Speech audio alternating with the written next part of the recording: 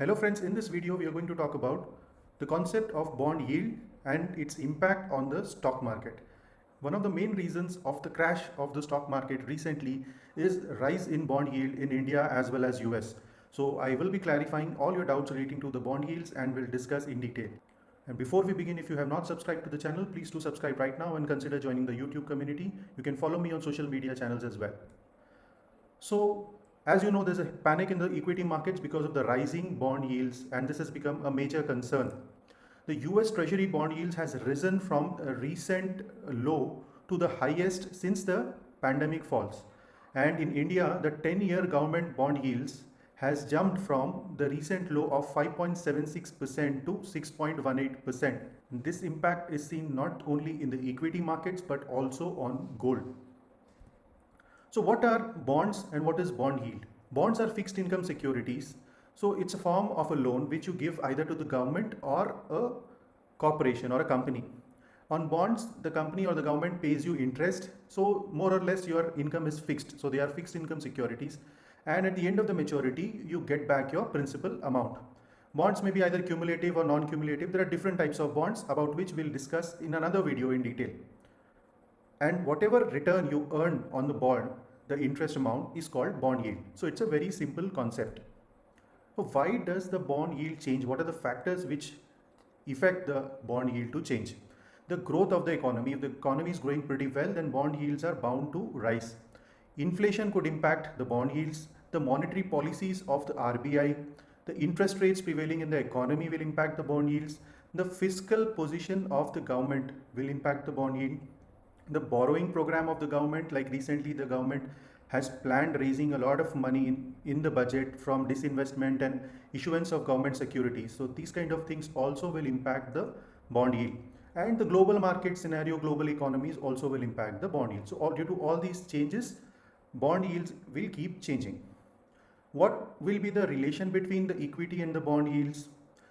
When the stock market is doing well, the stocks are giving good returns, then people prefer to invest in the stock market and they want to take the risk and earn that extra return, and they are not much interested in investing in the bond yields. But when the inflation rises, people are a little worried. So they move into fixed income securities like bonds. So that leads to the fall in the equity markets. And on top of it, if the bond yields are rising, that will attract the investors, and the stock market falls down as people take out money from the stock market and invest into bonds so that they get better returns in terms of yield. Why do people expect higher returns in equity? Because when compared to fixed income securities, in equity they are taking an extra risk. There is a risk to their capital. So they prefer or they require higher returns, in fact much higher returns when compared to other fixed income securities when they are investing in equity. So in the present scenario, the economy is doing well, the stock market is doing well, but due to the rise in the bond yields, the market has fallen. So what will happen going further? If the fundamentals of the companies are good, the results are coming well, the economy is continuing to perform well, then the stock market will recover and there will not be a much problem to the equity markets. The rise in bond yield will increase the cost of income of the companies, because bonds are not just government bonds, there are corporate bonds also. So if the bond yield rises, the cost of capital of the companies increase. So that will reduce the profits of the companies, and that is one of the reason the stock market falls.